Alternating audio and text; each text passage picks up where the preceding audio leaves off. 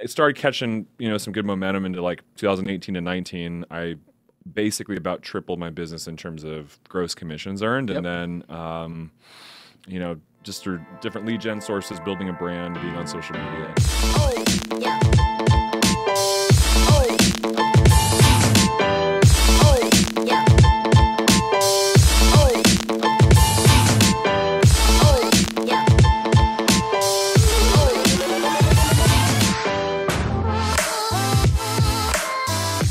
Hey guys, welcome to my very first episode of Break It Down with Braydon, where I'm going to be interviewing some of the most influential people in the real estate industry.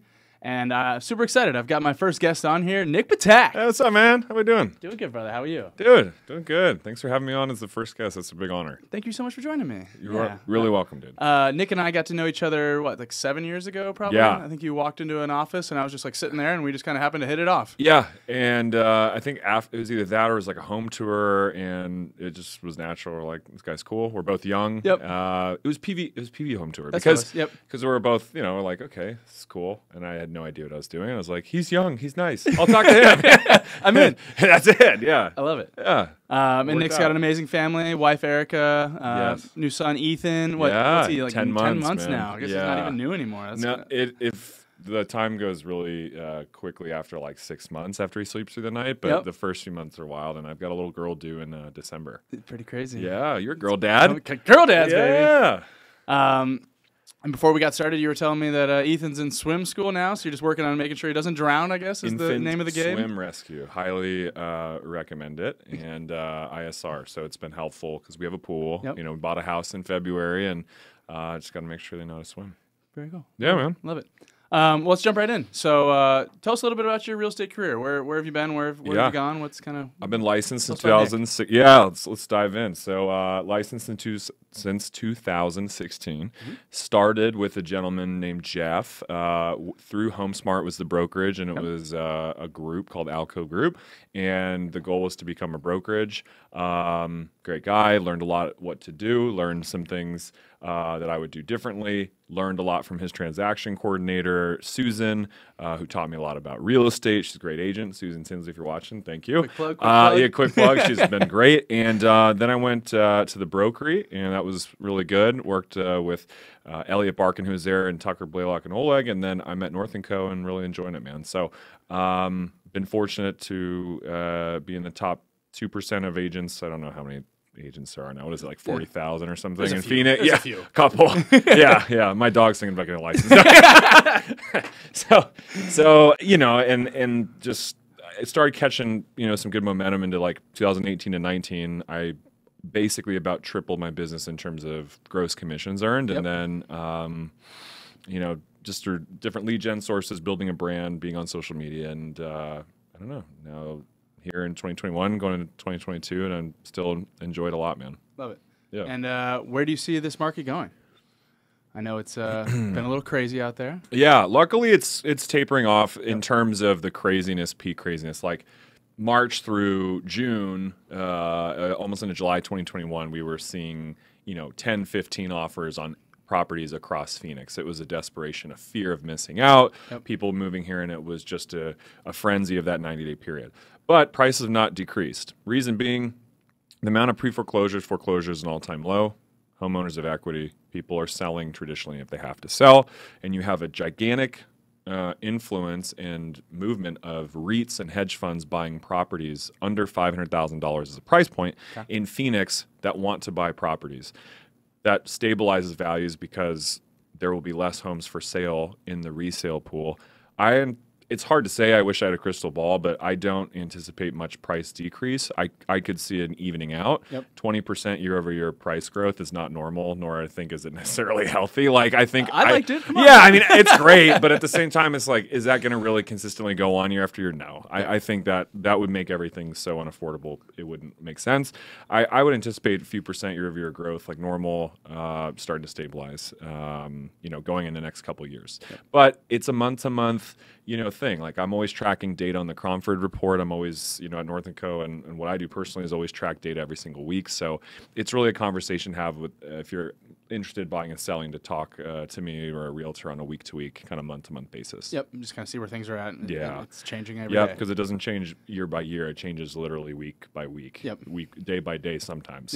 Yeah, it's crazy how much this inventory is just changing drastically every day. And you kind of got to be on top of it. Right. Like inventory went up technically about 20% in the last 2 to 3 months. Yep. But if you hear a 20% increase, you might go, oh, more inventory, prices are dropping. You might see a few homes on Zillow dropping. But that's so specific to certain neighborhoods, certain home types. Like it's not going down in Gilbert. It's not going down in really booming areas. It might be a home that is $1 million that is really, really outdated and just needs a ton of work. And then you saw a $20,000 price drop. But that doesn't mean a $400,000 home is going to drop by 10 grand. Right. It's probably going to sell quickly, right? So everything varies. Neighborhood to neighborhood, home type to home type, home size, like it's all, that's why it's so hyper local. Yeah. What is, since we're talking about hyper local, I know you're kind of a Central Phoenix kind of guy. Yeah. You actually coined the phrase for me that I don't know if you coined the phrase, but you told me I'll take credit. Between the sevens. Yeah, between the sevens. And it's funny because I was looking for a house myself and I bought one in February. What is that? What's between the sevens? Between the sevens is what we consider North Central, like the heart of North Central, just like you hear about Arcadia proper, being like 44th and Camelback to 68th and Camelback is Arcadia proper to Indian School. Yep.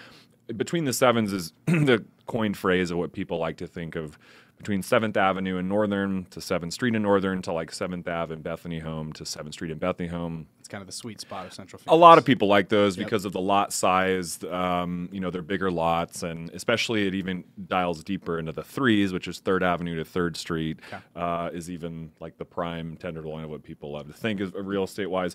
I actually live in a neighborhood called Tonka Vista, which is North Central, Biltmore, right in that where it starts to converge near the Greek Orthodox Church near Granada Park. So I love that neighborhood. It feels a lot like North Central in the sevens. Price point was more affordable, and I got 3/8 of an acre, and I'm adding on square footage long term. So I love the neighborhood I'm at, but it's all about what people love. And it's, you get the same feeling North Central, Biltmore, Arcadia. It's the flat lots, the trees, the grass, the neighbors. You can ride your beach cruiser around. So that's what I like to specialize in mostly. North Central, Biltmore, Arcadia, Scottsdale, kind of PV. Yeah. With the forbearance that's came up, what do you see that kind of, how does that impact our market? Good question. So, we were worried, I was worried at least initially in 2020 when COVID hit, that you would have to pay back all the missed payments at once. Yep. So if someone missed lump 10 sum or whatever, right, but the servicers are realizing that would cause a huge amount of homeowners not being able to afford their payments. Yep. And what would happen? Probably big hedge funds, REITs, big companies, tech companies would buy the real estate, and they're like, we don't want to do that. We want to keep people in their home. So they're probably working out either a payment plan, they're working out something where they just had to pay the interest back. It depends servicer to servicer. Yep. And that's why, but they want to make, compromises to figure out how to keep them in the home. So that's been helpful because it's kept homeowners in their homes. What we'll see forbearance wise, that's a month-to-month thing, and then I think we'll figure out the ramifications of that going into end of Q1 2022. Unemployment's pretty much fully over, more or less, in terms of the states, and everything with COVID. Yep. So I think we'll have to see how that shakes out going to year end and starting into 2022. I would think there'd probably be another couple percentage points, increase of supply. That would probably make sense. Maybe another 3 to 5% of people that sell. And then the question becomes, what do they want to do? Do they want to sell direct to Zillow, Redfin, Open Door, OfferPad, and they're paying amazing numbers, but they charge anywhere from still 4 to 8% off market acquisition fee, and pay the real estate agent side somewhere in the range whatever commissions realtors charge, and you're going to get full exposure to MLS and get multiple offers. So, either way, the homeowner is going to make probably a good number, but still we're seeing that homeowners generally in this market will give 2 to 3 to 4% more than selling on MLS, as opposed to selling off market. Yep. Yeah. Using the iBuyers that everyone's kind of talking about right now. They're paying a good number compared to, let's say, a sign in the ground. I buy homes for cash, which means I'll pay you wholesaler. Correct. Which is, there's a value to that. But you're probably not going to get the top dollar that Zillow would pay, and then you're not going to get the full top dollar that the full exposure MLS would bring you as a realtor. Most likely, not every time, but and there are times it makes sense to go that route. I get it if times are tough and you have to sell right away. You need someone to close in 3 days, and that happens. But for the vast majority of people, it's a better option.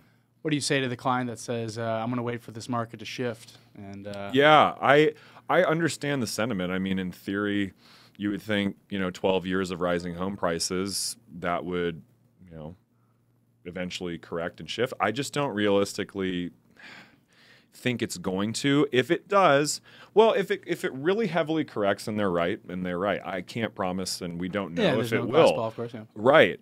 But what would so if we're currently about still 250% undersupplied for a balanced normal market. There should be about 30,000 homes, condos, townhomes for sale and under contract. Right. Under 8,000? Yeah, okay. Correct. So we still need to get a lot more inventory to be balanced. Yep. So it would require it would not, like, to flip the market would require like 500% more supply. That could happen. Yep. But if our population's growing, incomes are growing, people are moving here, we have such a big second homeowner and vacation rental community. Yep. And then you add on the last piece, which is the hedge funds, the REITs, and also big money wanting to buy homes in Phoenix as vacation rentals. I don't know where the supply would come from unless there's a major, gigantic thing that crashes all like sectors of the entire global economy, stock market, real estate. We're going to have a lot bigger problems. Correct. Yeah. Like that could happen. I don't know the future, but I don't think, realistically it's going to correct a ton. So the thing that might happen though is rates might go up. Yep. I mean, we've been operating interest rates so low, so that might go up. I would bank on that probably 50, 100 basis points, which is like half point to full percentage point. Which takes away some of the buying power that people are going to have. Mm-hmm. So it's definitely something to think about. Yeah, I think you could see maybe a shift as if prices go up and rates go up, then buying demand completely would, a lot of buying demand would slow down. Yep. And then you would see prices start to come down because there just aren't as many buyers, and then sellers would have to drop the price naturally, supply and demand. But I think we'd have to wait and see 2022, 2023.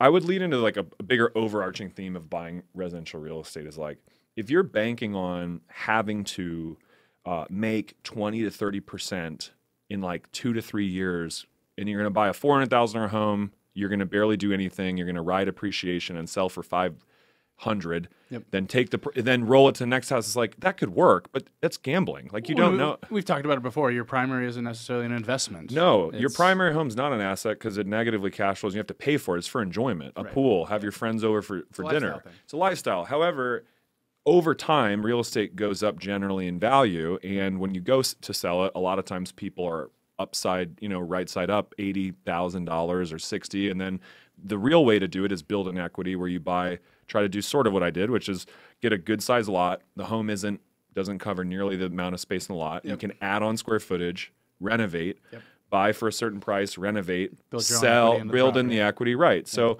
there's some value in that market, and to do value add stuff like that. I think personally, if you're going to buy what is considered high or a high price, you should consider thinking about seeing if the construction market evens out so that you don't buy high and also pay a premium on where lumber is short. That's what I'm waiting on to do my 1,500 square foot addition. But, that's just, it's all for what people want. You could wait on price of construction come down. The rates are super cheap. Rates might go up. It's all a personal decision. So the biggest thing I would recommend is I don't recommend people buying a place thinking they're going to just buy it, not renovate it at all. They're going to make 30% in 2 years, then they're going to keep stepping up in basis to bigger homes. Like, that could happen, but that's just more luck or riding a good market as opposed to what is a home really for, and using it for enjoyment. Well, I think you bring up a good point too, is there really that many new build subdivisions going on right now? No. I mean, they're kind of in the outskirts of Maricopa. They're far out, like correct. Deep Queen Creek and Goodyear. And they're phenomenal areas, but they're just not like the heart of where everyone wants to be moving. It's labor shortage and it's product shortage for lumber, material, skilled workers. That's the challenge right now. I think post-unemployment ending and COVID getting under control, the vaccines seem to work, the efficiency and efficacy works, people are getting back to work safely. So, I think that will really start to change going into 2021 and into 2022. labor will return, which will then make it possible for these companies to start building more home communities, because the builders don't have enough. The supply, cost of lumber has increased so much, and the shortage of laborers has also caused that to where they can't make it pencil. What is the new big developments going on right now in town? I mean, like Sky Crossing, I feel like was the big one for a couple years, just up by Desert Ridge. Yep, Sky Crossing. And there was probably, I don't know, 1,000 homes Arabella, Tatum, and Bell. Yes, okay, that's the one I was looking Yep, for. Tatum and What Bell. are those starting at? Those are roughly, I think, in the range of like starting somewhere in the probably. It depends if they adjusted their prices based on when they were starting in 2020 to now. I would think in like the 5s and 6s up to like $1 million, because they're single and 2 stories. And I'll have to get back, and if people have questions, I'd be happy to reach out. But I think about, assume that range. Because that seems to be the only other one, like kind of that scale. Yeah. Kind of around here or around Scottsdale area. Sky Crossing, and then Arabella's, which is Tatum and Bell, 85254 zip code, great zip code, close to a lot of stuff. Probably that one. We've got a ton of friends that have been buying in that zip code. Yeah. It seems like it's kind of still somewhat affordable in Scottsdale. Yeah. Get a good lot size. Right. And generally, you pay Phoenix services in Scottsdale, or you have a Scottsdale address, right? And then you pay Phoenix utilities and taxes and things. So I also see some small infill projects, but those are like townhome projects that are, 10, 20, 30, 40 units in North Central, like 16th Street and Glendale. There's a couple of them, but big, massive home communities in the middle of town. It's those. What does that look like whenever you have clients that want to go see those? So if you want to go tour a new build, there are some now coming in South Phoenix too, right on the base of South Mountain. I've seen that a lot. Yeah. Now Camelot's doing one of them. Mm-hmm. Camelot's doing. Oh, Camelot's also doing 15th Ave. They're doing like about 20 really nice, like 4,000 to 6,000 square foot homes, right? Yep. So in terms of a new build, what you're going to want to do is, if you want realtor representation, they're particular, like, it's not judging a builder. The reps that work for the builder only work for the builder. They're not licensed real estate agents, so they don't have to uphold like what a realtor code of ethics, all that stuff is doing. What I mean by that is their literal job is just to work for the builder. Right. They represent them. They're good people, but their whole entire purpose is to represent them, the fiduciary responsibility.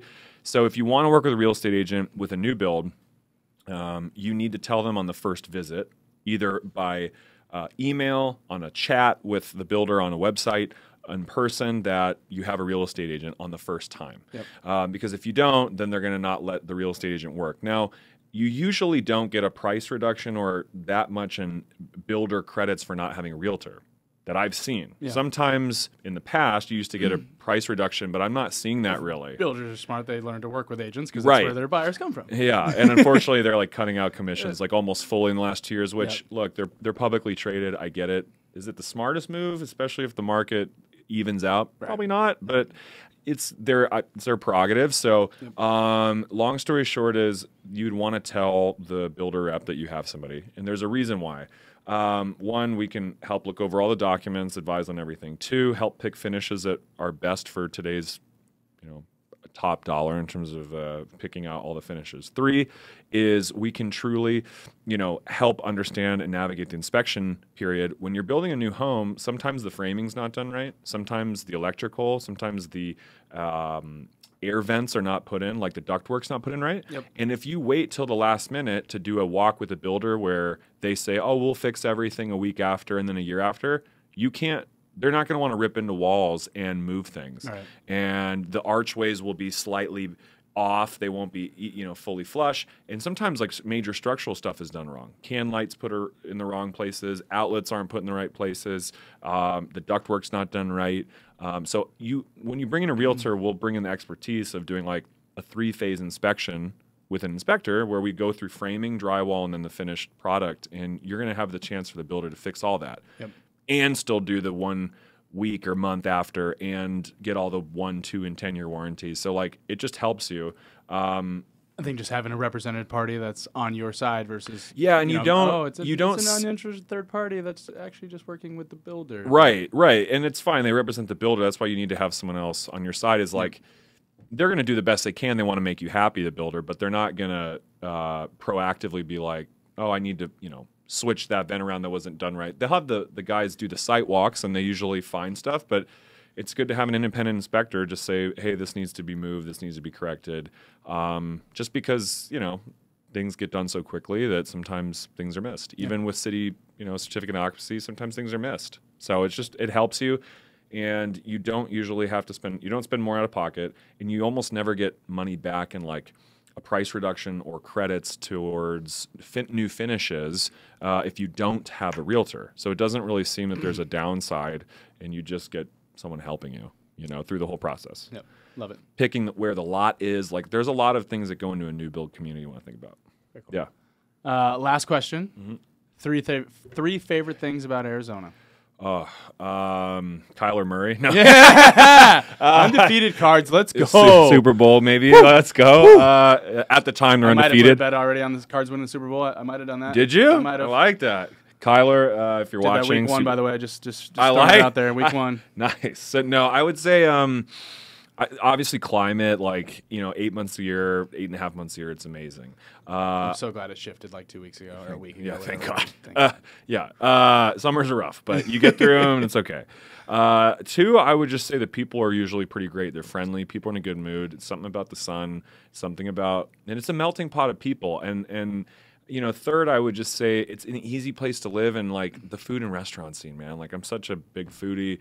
I love to go try new places. I love to go to cocktail bars. I love to eat everything, and so it's great to live in a place that always has that. Yep.